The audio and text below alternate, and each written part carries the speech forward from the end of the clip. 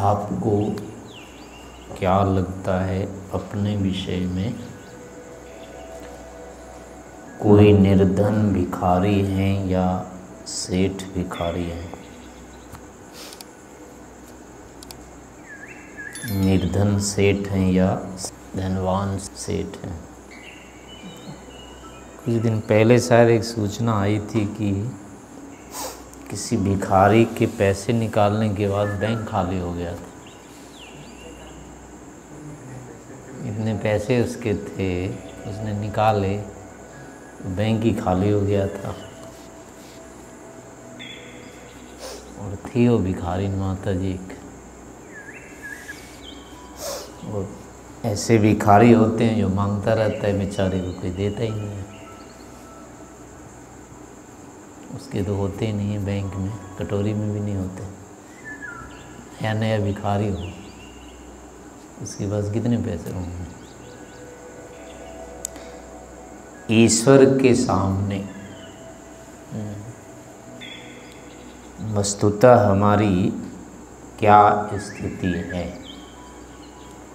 इसको जानते रहना चाहिए। अपने जीवन की जो स्थिति होती है उसका सही आकलन, उचित आकलन ईश्वर के संबंध से ही संभव है। अर्थात ईश्वर ने हमको कितना दे रखा है और उसके दिए हुए के बाद अब हम किस अवस्था में रहते हैं, सुखी, संतुष्ट, तृप्त रहते हैं या कुछ न कुछ मांगने लेने के चक्कर में ही लगे रहते हैं। ये नहीं है, वो नहीं है, वो नहीं है, वो नहीं है, ऐसा होना चाहिए, ऐसा होना चाहिए, ऐसा होना चाहिए, कुछ भी नहीं, कुछ भी नहीं है। ये स्थिति बनी रहती है। अथवा ईश्वर ने तो हमें बहुत दे दिया है, उसके आधार पर सुखी संतुष्ट रहना। कौन सी स्थिति अपनी हो सकती है, इस प्रकार का निरीक्षण, परीक्षण, आत्मनिरीक्षण करते रहना चाहिए। जो पशु पक्षी हैं वो तो ऐसा विश्लेषण कभी कर नहीं सकते। क्या दिया ईश्वर ने, नहीं दिया, उनको तो कभी पता लगेगा ही नहीं। स्वस्थ हैं, बलवान हैं, कुछ भी हैं या मरे पिटे हैं, जो भी हैं, वो तो इसमें सोच नहीं सकते। लेकिन मनुष्य चाहे जिस अवस्था में है वह सोच सकता है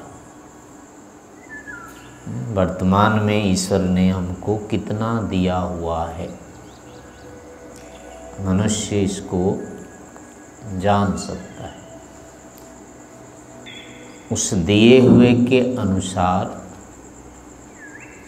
पुनः ईश्वर के प्रति हमारी कृतज्ञता होनी चाहिए। ऐसा कोई भी मानव जीवन है जो गिरा हुआ नहीं, खाट पर पूरी तरह से असमर्थ अगर नहीं है, तो ईश्वर के लिए उसके पास बहुत अधिक कृतज्ञता होनी चाहिए। क्योंकि उसके पास इतनी अधिक संपत्ति होती है कि वो ईश्वर को एक क्षण के लिए भी भुला नहीं सकता है। ये कह नहीं सकता है कि आपने कुछ नहीं दिया हमें। इसके लिए अपने किसी भी अंग को ले लीजिए, आँख है, कान है, नासिका है, त्वचा है, 5 इंद्रियां में पहले देखो। यहाँ जो हम पैसे का आकलन करते हैं, किसी वस्तु का कितना मूल्य है, उसी के आधार पर अपने इस आँख नाक का भी मूल्यांकन करके देखें, अपनी आँख का कितना मूल्य हो सकता है।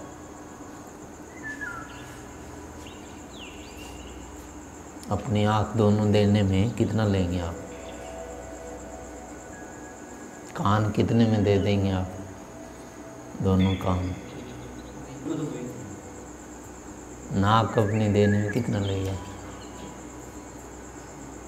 कितना मूल्य लेंगे? नहीं, मान लो नाक बेचनी हो तो कितना मूल्य मांगेगा व्यक्ति? नहीं होगा ना मूल्य।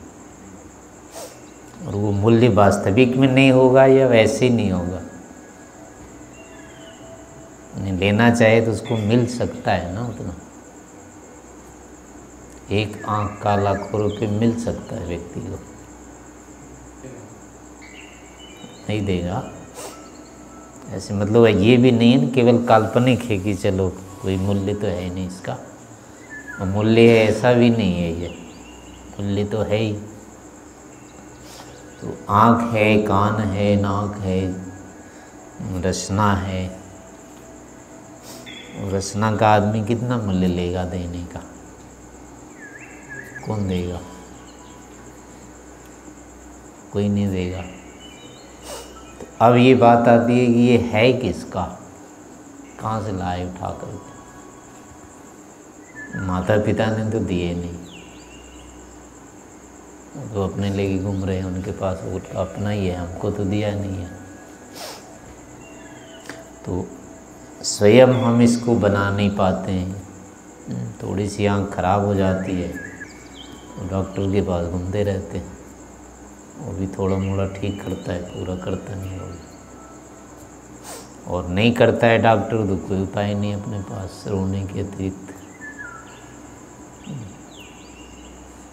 हाथ पैर जो कुछ भी है, शरीर के कोई भी अंग हमारे बिगड़ जाते हैं, उसके बाद हम कुछ भी नहीं कर पाते।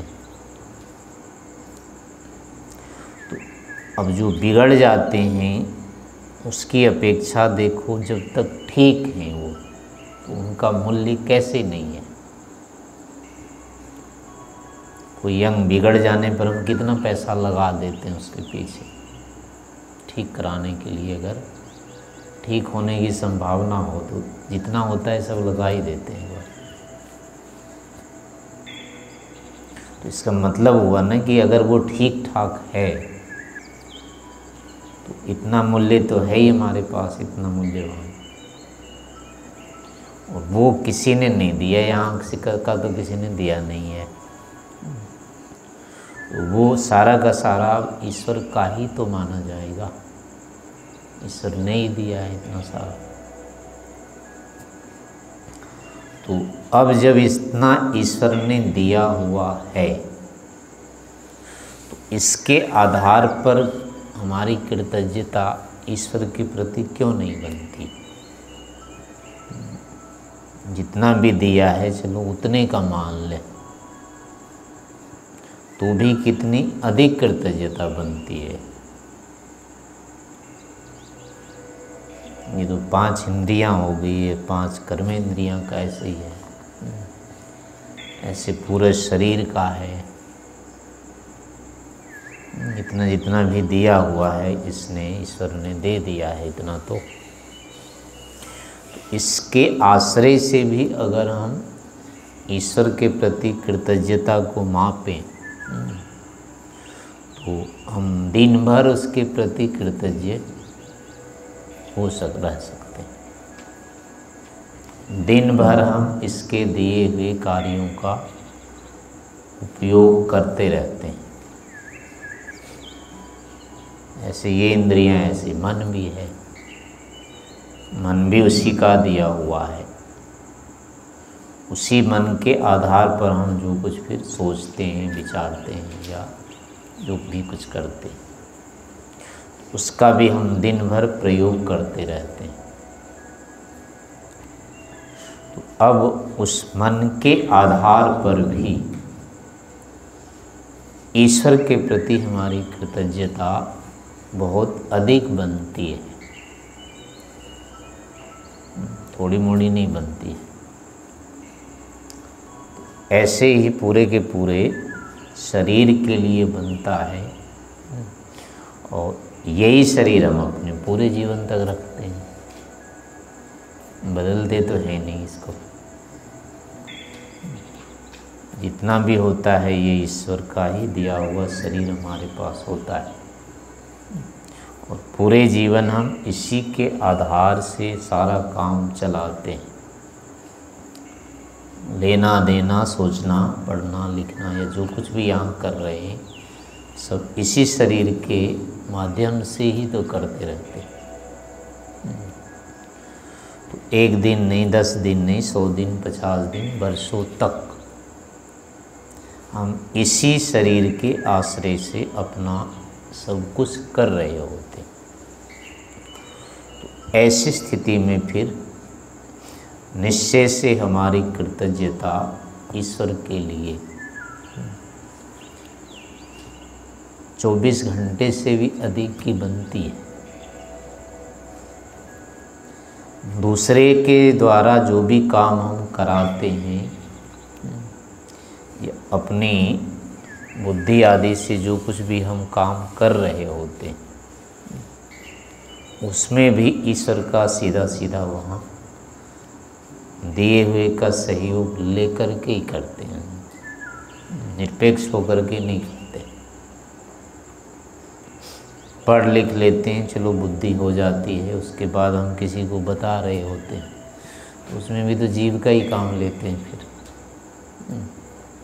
हाथ का काम लेते हैं, संकेत का लेते हैं, मन का काम लेते हैं, लेते तो फिर उसका ही है।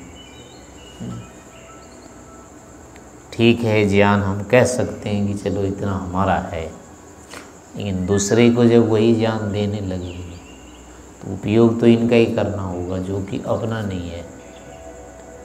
नहीं, उन साधनों का हमें उपयोग करना पड़ता है जिसको कि हमने नहीं किया है, हमारे किए हुए नहीं है। तो अब हम वहाँ भी इनका ही उपयोग कर रहे हैं। तो इस प्रकार से कोई समय ऐसा आता ही नहीं है जहाँ पर ईश्वर की कृतज्ञता के लिए हमारे पास अवकाश होता है। पूरा का पूरा दिन रात या कहेंगे जीवन काल ईश्वर के प्रति कृतज्ञता युक्त ही होता है, इसमें कहीं अवकाश नहीं हो पाता है। इस स्थिति में अब यदि हम ईश्वर के प्रति कृतज्ञ नहीं हो रहे हैं, ये अगर सोचते हैं कि हमारे पास तो कुछ भी नहीं है, हम क्या करें। कोई भीख मांगने लगता है, कोई और कहीं कुछ करता है, कोई कुछ करता है, दिन रात रोते रहते हैं बैठ करके, क्या करूं क्या करूं, कोई नहीं है, कहीं नहीं, कोई सहारा नहीं है, गालियां देते रहते हैं दूसरे को, कुछ भी नहीं हमारे पास है, हम क्या कर सकते हैं। हम तो क्या हैं, वो बेरोजगार। एक शब्द आता है, हम तो बेरोजगार हैं, हम क्या करें। एक युवक थे रोहतक में, स्वामी जी के पास आए, तो स्वामी जी ने उनको कहा कि कुछ गायत्री का जप करो, ये कर लो वो कर लो। उसने कहा स्वामी जी मैं तो अभी बेरोजगार हूँ, मैं कैसे करूँ इसको। कि बेरोजगार मतलब क्या, जब मेरी अभी नौकरी तो लगी नहीं है, मैं अभी बेरोजगार हूँ, मैं कैसे करूँ इसको। गायत्री 10 गायत्री जपने के लिए, हाँ, वो अपने को समर्थ नहीं समझ रहा है। यानी इंजीनियरिंग किया हुआ था, इंजीनियर था वो, लेकिन नौकरी नहीं लगी थी उसकी, यूँ ही घूमता रहता था और स्वामी जी के पास आता था वो। उसको बोलते थे ये करो वो करो वो करो, तो अंत में फिर वो बोलता था स्वामी जी मैं कैसे करूँ, मैं तो बेरोजगार हूँ। यानी ये सब काम तो उसके हैं जिसके पास की पैसे हैं, नौकरी जिसकी लग गई है वो सब करेगा, ये हम कुछ नहीं कर सकते। और वो कुछ नहीं करता था, बस यहीं घूमता रहता था दिन भर। ना उसको समझ में आता था कि कुछ क्या करूँ तो क्या करूँ, बस इतने ही वो घूमता रहता। हम बेरोजगार हैं वो मान रखा था उसने, हम बेरोजगार हैं और किसी काम के नहीं हैं, जबकि वो कई काम कर सकता था। भाई तू पुस्तक ही लिख ले, कुछ और कर ले, और किसी की सहायता कर दे, ये दुकान में जाके बैठ जा थोड़ी देर के लिए, कुछ तो कर ही सकता है। वो कुछ मानता ही था कि हम किसी करने के लायक ही नहीं हुए। तो ऐसे ही हमारी भी स्थिति रहती है, हम ये मानते हैं कि हमारे पास कुछ है ही नहीं, हम कुछ कर ही नहीं सकते, क्यों कोई हमारी सहायता नहीं कर रहा है, हमारे पास ये नहीं है, हमारे पास वो नहीं है, कुछ नहीं है। इसका मतलब कुछ हमको नहीं करना चाहिए। कोई आकर के हमको खिला दे, बना दे, उड़ा दे, पहना दे, नहला दे, सब काम हमारे लिए दूसरा ही कर दे आकर के, हम तो किसी काम के ही नहीं। तो ये एक प्रकार से घोर मूढ़ता तो कहेंगे, ये कृतज्ञता वाली स्थिति है ईश्वर के प्रति। वो व्यक्ति नहीं जान रहा है कि हमको ईश्वर ने इतना साधन दिया हुआ है, तो कम से कम ईश्वर का नाम तो ले ही सकता है। चलो धन नहीं और कुछ नहीं है, पैसा नहीं, भीख मांगने हाथ फैलाने के लिए कम से कम हाथ तो है ही, उस हाथ के कारण से ही माँ याद कर लो, चलो इतना हाथ तो दे दिया कि मांग लें किसी के आगे। नहीं तो हाथ भी नहीं होता है, हाथ भी नहीं होता तो क्या करते, मांग भी नहीं पाते।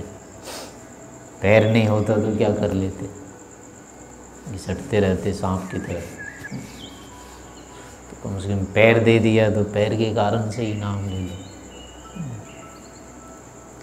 यानी बाहर की कोई भी वस्तु हमारे पास अगर नहीं है तो ऐसी स्थिति में भी नहीं हो सकता है कि हमको ईश्वर की स्मृति नहीं करनी चाहिए, ईश्वर को याद नहीं करना चाहिए, क्योंकि कुछ नहीं है, ऐसा नहीं होता है।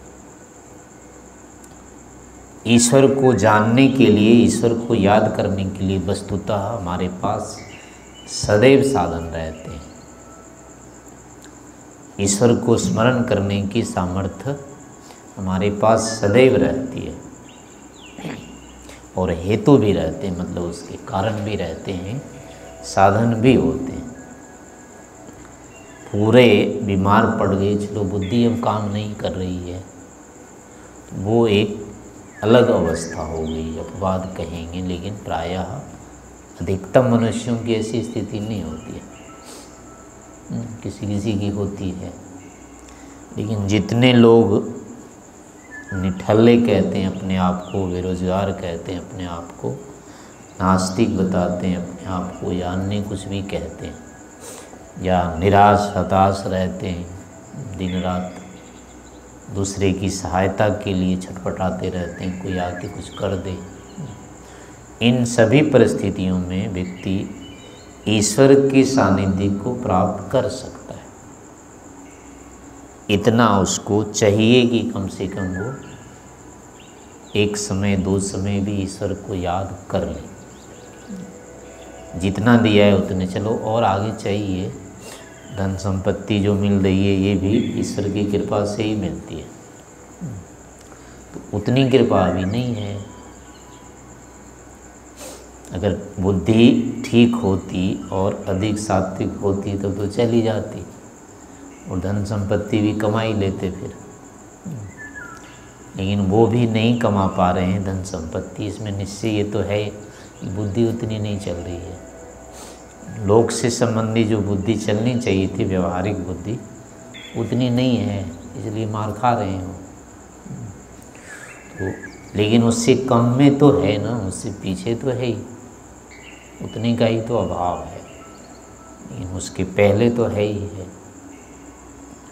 तो उतने के लिए ही कम से कम याद करना चाहिए ईश्वर को। यानी कहने का अभिप्राय होता है कि हम किसी भी परिस्थिति में ईश्वर का बहिष्कार नहीं कर सकते, ईश्वर की उपेक्षा हम नहीं कर सकते हैं। ईश्वर की जो उपेक्षा है, बहिष्कार है, उसको स्मरण नहीं करना है, उसके प्रति कृतज्ञता नहीं रखना, ये सब सारे के सारे क्या हैं, दोष युक्त स्थिति। ये हमारी निर्दोषता नहीं हो सकती है, हमारे अपराध हो जाएंगे। मतलब हम याद नहीं कर रहे हैं ईश्वर को, तो हम एक प्रकार से अपराध कर रहे हैं। इस कारण से हर समय अब इतनी होता है कि हम संगति नहीं लगा पाते। ये साधन जो हैं वस्तुतः हमारे पास इतने उत्तम हैं, लेकिन हम संगति नहीं लगाते कि आखिर ये हुए कैसे। ईश्वर को जानने के ये ही साधन हैं, और अलग से नए से बाहर साधन थोड़े हैं। हमारा शरीर ही वो सबसे बड़ा साधन है, इसके माध्यम से ही हम ईश्वर को जान सकते हैं। अगर हम इसकी एक एक प्रक्रिया को ही अगर सोचने लग जाएं कि आखिर ये हुआ कैसे, हम आँख से जो देख रहे हैं आखिर कैसे देख पा रहे हैं। आँख का सांसारिक वस्तुओं के साथ संबंध है, दोनों में संतुलन बना हुआ है। आखिर ये जड़ वस्तु हैं, दोनों ही जड़ हैं, और इन दोनों में परस्पर जो संबंध बना है, एक दूसरे के साथ संतुलन है। क्या वो बिना निमित्त के है या नैमित्तिक है? वो क्या जड़ वस्तुओं में परस्पर जो संबंध बनते हैं वो अनायास बन जाते हैं या बनाने पर ही बनते? अगर यूँ ही बन जाते हैं तब तो हो सकता है यहाँ भी बन गया होगा, लेकिन यूँ नहीं बनते हैं, बनाने पर ही अगर बनते तब इसमें क्यों नहीं बनाया गया है? आँख रूप को कैसे देख रही है, और कम से कम इससे तय है कि आँखें खराब होती है। ये खराब होना ही बताता है कि ये ठीक भी होती है। यानी इसकी जो ठीक स्थिति है वो देखने वाली स्थिति होती है, तो वो खराब से भिन्न स्थिति है ना एक, इसमें ये नहीं देख पाती, वो बिगड़ गई, और देख पा रही इसका मतलब वो ठीक है। तो अगर स्वाभाविक होती तब तो इसको बिगड़ना ही नहीं था, ऐसी ही होती, दूसरा इसमें था ही नहीं, अवसर ही नहीं था बदलने का, तो बिगड़ती ही क्यों? और अगर नहीं बिगड़ी है तो फिर वो अवस्था विशेष है इसमें, इसको लाया गया है, इस रूप में किया गया है। तो अब वो करने की जो होगी प्रक्रिया कैसे हो सकती है? हमारे करने से नहीं होगा, शरीर स्वयं नहीं करता है। शरीर ने किया होता तो ये बिगड़ने ही क्यों देता उसको, और बिगड़ भी गया तो ठीक क्यों नहीं कर लेता है? तो इस कारण से शरीर भी तो नहीं कर सकता, हम भी नहीं कर सकते हैं, बाहर से भी नहीं होता है ये। तो अब यही आता है कि फिर निश्चय से इतने सर्वज्ञ या इतने समर्थ के द्वारा ही ये कर्म किए हुए हैं, नैमित्तिक होने के कारण से। जैसे आँख है ऐसे कान है अपना, कान जब तक हमारा ठीक है तो पूरे संसार से हम जुड़े हुए हैं। आप थोड़ी देर के लिए कभी कल्पना कर लोगे, सुनाई देना बंद हो गया, अब आप देखेंगे कितना संबंध रहेगा संसार से। दिन रात हम कान खड़े रखते हैं बिल्कुल। कभी थोड़ा मोड़ा लगता है कि सुनाई नहीं दे रहा है तो एकदम झटका लगता है, पूरा कट गए बस। तो अब इस छोटे से कान से हमारा संबंध पूरे संसार से बना हुआ है। अगर ये कान को और संसार को ऐसे नहीं जोड़ा गया होता तो हम क्या कर लेते। हम तो कुछ कर ही नहीं सकते हैं। बाहर के शब्द हमारा कान तो बना नहीं सकता, वो ना कान जो है उस शब्द को बना सकता है। दोनों ही एक दूसरे से जुड़ कर के भी कुछ नहीं कर सकते हैं, लेकिन फिर भी जुड़ते हैं। बाहर के रूप जैसे हमारी आँख नहीं बना सकते, इनके रहते रहते आँख खराब हो जाती है। और बिना आँख के वो उसको देखा नहीं जा सकता है, कितने अच्छे फूल हो और आँख ही नहीं हो तो उसका कोई मूल्य नहीं रहता है फिर। तो इन दोनों में परस्पर जो संगति लगाई गई, यानी एक के कारण से दूसरे का महत्व है, एक के अभाव में दूसरे का महत्व नष्ट हो जाता है। तो इस कारण से निश्चय से परस्पर दोनों की संगति लगाई गई है, एक दूसरे के आश्रित हैं दोनों। ये जो संबंध किया हुआ है ये दोनों को जानने वाला ही करेगा, जो आँख को भी जानता है और रूप को भी जानता है, जो शब्दों को जानता है वो श्रोत्र को भी जानता है, तभी दोनों को लगा पाएगा। अन्यथा संबंध कैसे करेगा दोनों को जाने बिना। हम किसी का किसी से परिचय कराते हैं तो दोनों को जानते हैं, एक भी अपरिचित हो परिचय कैसे कराएंगे, वो करा ही नहीं सकता, दोनों ही अपरिचित हो जाएंगे। तो संबंध अगर किसी के साथ किसी का कराया जा रहा है, निश्चय से उन दोनों को जानने वाला होगा वही कराएगा। तो कान के बारे में जो नहीं जानेगा वो शब्द के बारे में भी नहीं जान सकता, शब्द के बारे में जो नहीं जानता है वो कान के बारे में भी नहीं जानेगा। तो निश्चय से शब्द और श्रोत्र को जो दोनों को जानता है उसी के द्वारा ये हमारी व्यवस्था की गई है। ऐसे अन्य इंद्रियों का है, नासिका है, गंध है। गंध को जो जानने वाला है वही नासिका को ठीक ठीक जानेगा, और नासिका को जानने वाला ही गंध को ठीक ठीक जानेगा, या दोनों को जानने वाला ही अब इसमें संगति लगा सकता है, अन्यथा संगति दोनों की नहीं लगेगी। ऐसे सर्दी गर्मी है त्वक के साथ, त्वचा के साथ है, इसका स्पर्श के साथ, कितना ठंडा कितना गर्म सहन इसको होना चाहिए, बांधा हुआ है इसके साथ। अगर दोनों में नहीं होता तो यूँ ही जल जाता, आग में घुस जाता है, पता ही नहीं लगता। यहाँ से आगे नहीं होना चाहिए इसको, तो वैसे जल मर जाता है। लेकिन इसमें बांधी हुई है कि इसके आगे नहीं होगा ये, तो वहाँ से फिर बचाने लग जाते हैं। तो ऐसे संतुलन किया हुआ है, रूप में, रस में, गंध में, स्पर्श में, शब्द में, इन सभी के साथ, विषयों के साथ इंद्रियों का आपस में संतुलन है। और ये संतुलन ना तो हमारे बस का है, ना यहाँ की किसी का बस का है, ना इन विषयों का, और है ये नैमित्तिक ज्ञानपूर्वक है, सीधी सीधी सी बात है। तो अब इन कार्यों को करते समय सीधे सीधे हम एक प्रकार से ईश्वर के प्रति कृतज्ञ होते हैं, बनती है, क्योंकि बिना ईश्वर के ये संभव नहीं था। तो ऐसे करके, और फिर अब देखें शरीर में है कि हम खा लेते हैं, भोजन खाने के बाद तो कुछ करते नहीं हैं, लेकिन कुछ किए बिना भोजन नहीं पच सकता। खाने के बाद भी भोजन का काम होता है। अगर वो काम कोई करने वाला नहीं होता उसको, वो आगे काम कैसे हो सकता था। तो ऐसे काम जो हैं शरीर में दिन रात फिर भी चलते रहते हैं, हमारे बाद भी चलते हैं, और उसके चलने के कारण से आगे हमारा काम चलता है।